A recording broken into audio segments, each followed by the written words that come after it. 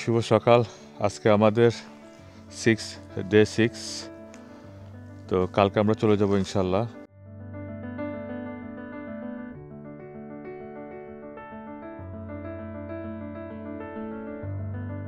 এখন বের হচ্ছি লু বিচের দিকে।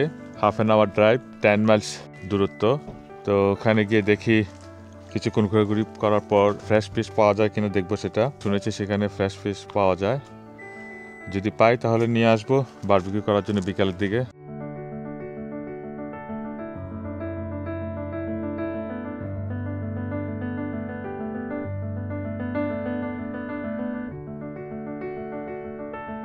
এখন আমরা গাড়ি পার্ক করব,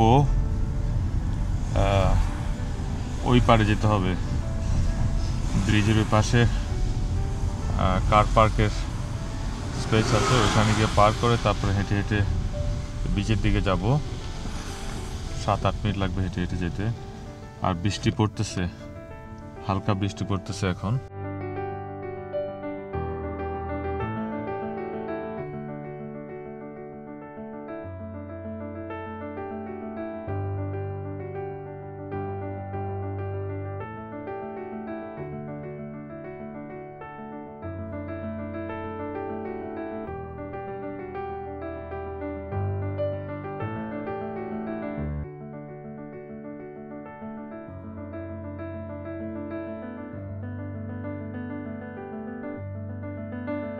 এখন আস্তে আস্তে হেঁটে হেঁটে বিচের দিকে যাচ্ছি। তো বিচের দিকে যাওয়ার সময় আপনার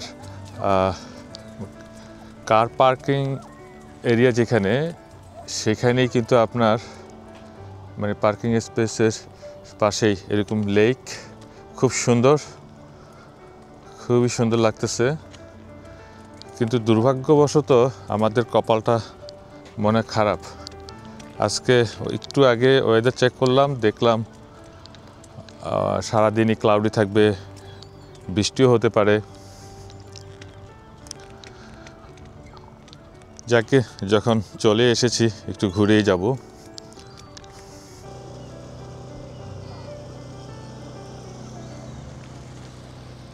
পার্কিংয়ের ক্ষেত্রে সৈকতের কাছাকাছি প্রচুর সুযোগ সুবিধা পাওয়া যায়। প্রধান পার্কিং স্থানগুলোর একটি হলো ওয়েস্ট লুর মিলপুল এলাকায়, যেখানে লং স্টে কার পার্ক করা যায়। প্রায় 950 গাড়ি রাখার ব্যবস্থা আছে এখানে। আর এটা পে অন এক্সিট ভিত্তিতে পরিচালিত হয়। আর আরও কয়েকটা বিকল্প পার্কিং স্পেস আছে, ইস্ট সাইডেও আছে। এখানে যে রিভারটা দেখতে পাচ্ছেন লু, এটা আমি প্রথমে ভাবছিলাম এখানে একটা লেক, কিন্তু পরে রিয়েলাইজ করলাম এটা হচ্ছে কি রিভার। এর নাম হচ্ছে কি লু রিভার। এটার ইস্ট সাইড থেকে আমরা ওয়েস্ট সাইডে আসছি কার পার্কিং করার জন্য। এখন আবার ইস্ট সাইডে যাব ব্রিজ পার হয়ে, যেখানে ইস্ট লু বিচ অবস্থিত, সেখানে আমরা যাব।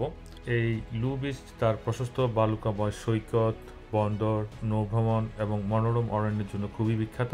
গ্রাম ও উপকূল জুড়ে লুতে দেখার মতো অনেক কিছুই আছে এখানে।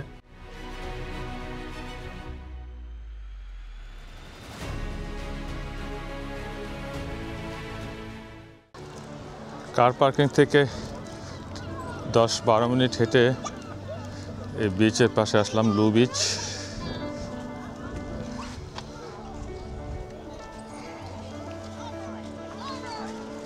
ক্ষুধাও লাগছে, দেখি ফিশ অ্যান্ড চিপস পাওয়া যায় কিনা। শুনেছি কর্নওয়ালে সি ফুড খুবই ফেমাস, একদম ফ্রেশ পাওয়া যায়। কি খাইতেছো তোমরা? Fish and chips. কিউতে দাঁড়ালাম এখন অর্ডার করার জন্য।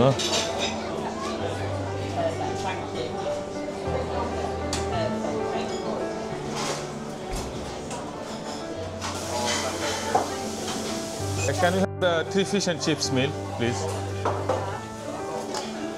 That's all. Chips, 2 fish, fruit shoot, orange, and 1 7-Up. Yeah, that's all. Yeah. Thank you. লু রিভারের ইস্ট সাইডে এই প্রশস্ত সৈকত, যে কারণে এটাকে ইস্ট লু বিচ বলা হয়।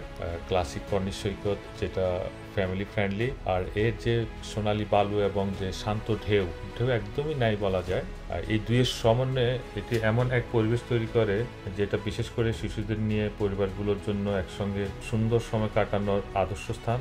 বিশেষ করে এর অগভীর যে পানি, এর কারণে ছোটদের জন্য সাঁতার কাটা তুলনামূলকভাবে অনেক নিরাপদ।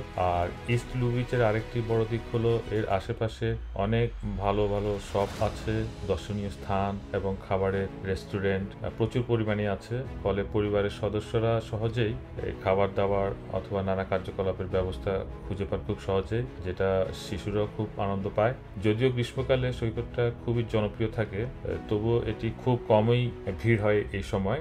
ফলে পরিবারগুলো চাপমুক্ত এবং স্বস্তিদায়ক পরিবেশে কোয়ালিটি টাইম স্পেন্ড করতে পারে।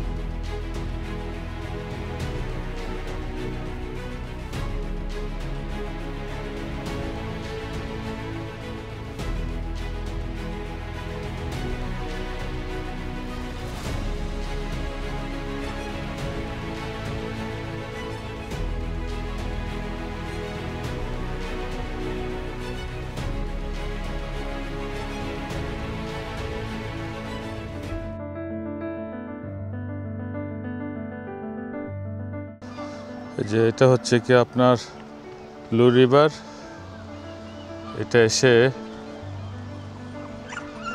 মিশছে এই যে আটলান্টিক মহাসাগরে।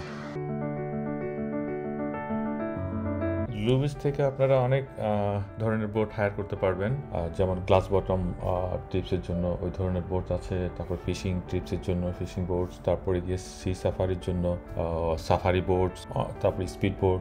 বিভিন্ন প্রাইসের, এটা ডিপেন্ড করে প্রাইসটা কতক্ষণ সময়ের জন্য নিচ্ছেন। এটা 20 মিনিটস টু 2 আওয়ার্সের জন্য আপনি বুক করতে পারেন বা হায়ার করতে পারেন। ইভেন আপনারা ভিজিটও করতে পারেন লু আইল্যান্ড, সেখানেও যাওয়া যায় বোট করে।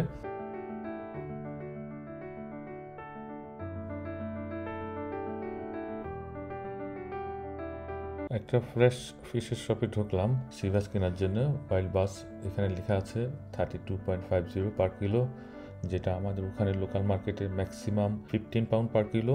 তো ডাবলের চেয়েও বেশি প্রাইসটা। এত দাম দিয়ে কিনে বারবিকিউ করে খাওয়া আমার মনে হয় পোষাবে না, সো না নেওয়াটাই ভালো। হারবার বোট দেখলাম, ফিশিং পোর্ট এটা। এখানে মাছের দাম কিছুটা কম হওয়া উচিত ছিল, উল্টো দেখা যাচ্ছে আমাদের ওখানকার চেয়ে এখানে দাম অনেক বেশি। জানি না কি কারণ।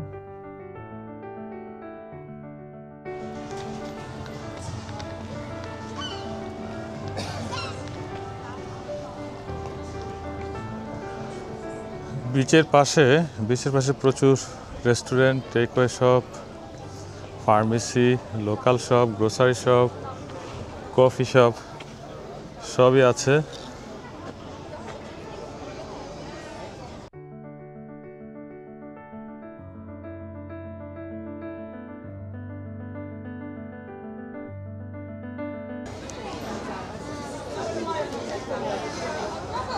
অনেক ভিজিটরস এখানে আসে, বোঝা যাচ্ছে। সবসময় এরকম ব্যস্ত থাকে না। আমি একজন মানুষের সাথে কথা বলে দেখলাম যে সাধারণত সামার সিজনে যখন স্কুল হলিডে থাকে তখনই সাধারণত এই ধরনের ভিড় বাড়তে থাকে।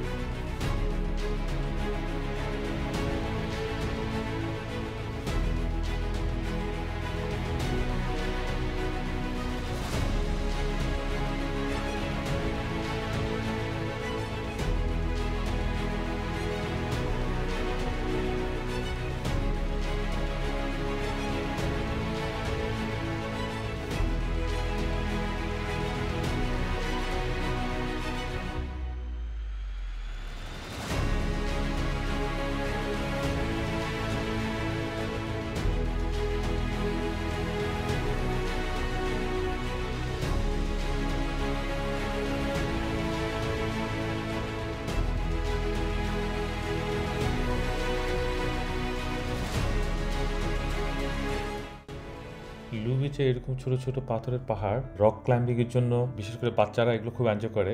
আর এরকম পাথরের যে নিচু স্থানগুলোতে সমুদ্রের ঢেউ যখন আসে তখন এখানে এসে পানি ঢুকে, পানিগুলো জমা হয়।